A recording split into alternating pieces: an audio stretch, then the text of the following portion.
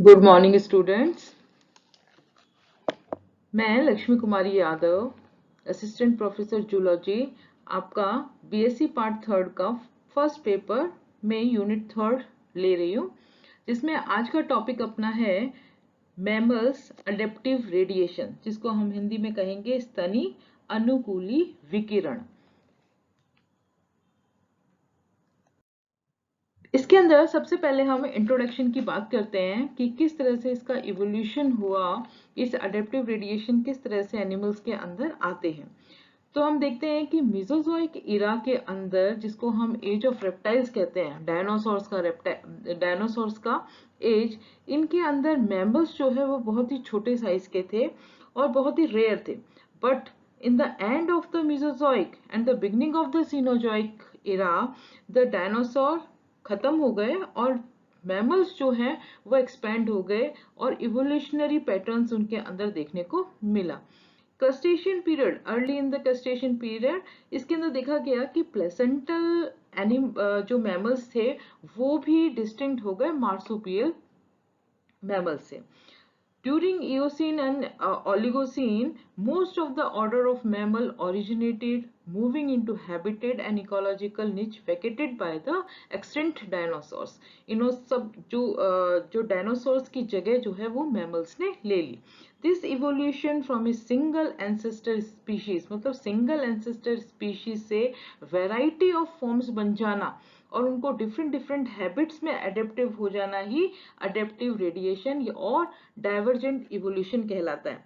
Adaptive radiation, जिसको हम divergent evolution भी कह सकते हैं, दिस इज अपसारी विकास, जिसे हम अपसारी विकास कहते हैं। तो अडेप्टिव रेडिएशन अपसारी विकास है, जिसके अंदर एक एंसेस्टर, सिंगल एंसेस्टर स्पीशीज से वेराइटी ऑफ एनिमल्स का बन जाना डिफरेंट हैबिटेट्स के अंदर वो अडेप्ट हो जाते हैं। This is called as adaptive radiation.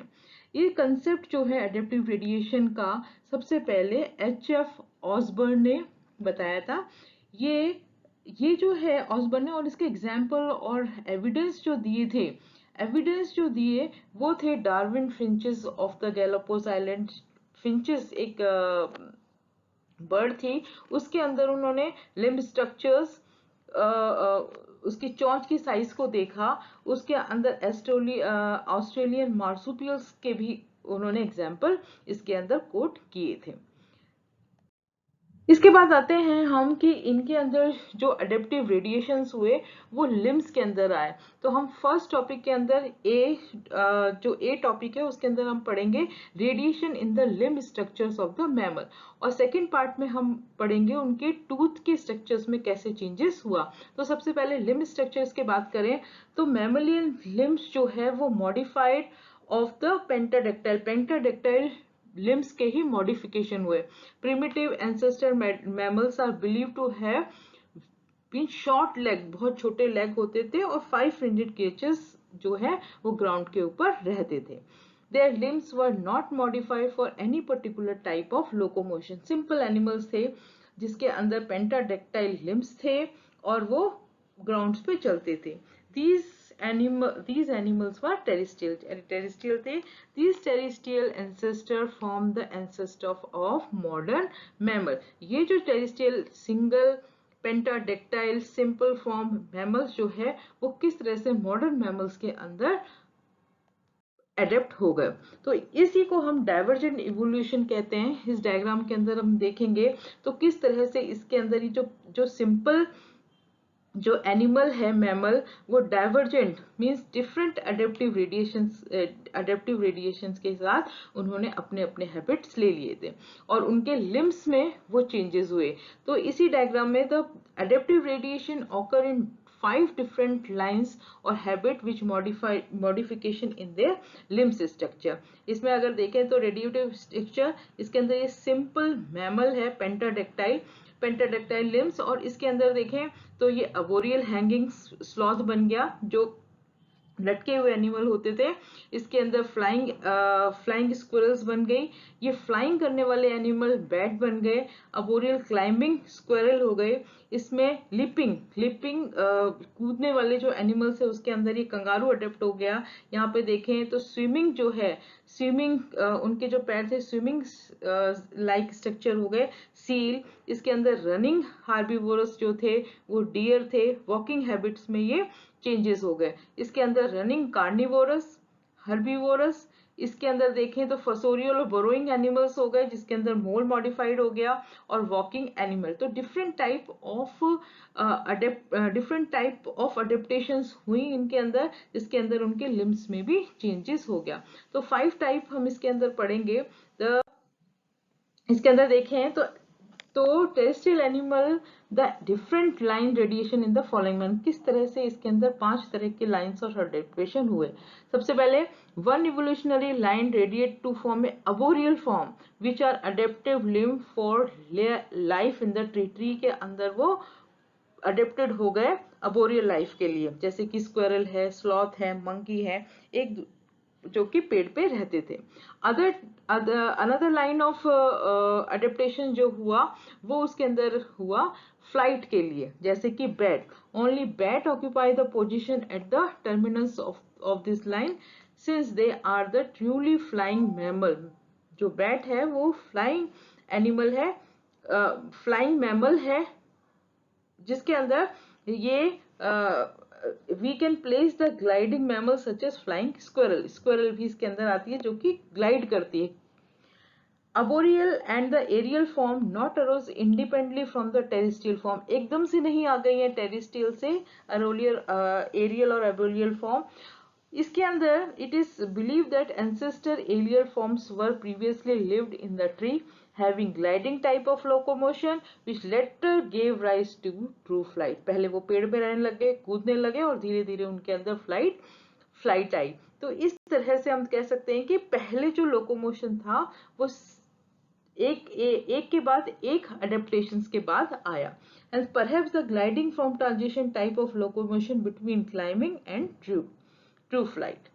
इसके बाद आते हैं हम third line of radiation give rise to cursorial form, जैसे कि हॉर्स है, एंटीलोप्स हैं। They are developed limb suitable for rapid movement, भागने के लिए, over the surface of the ground along their line. Also develop their other mammals with less strongly modified limbs such as wolf, fox, hyenas and lion.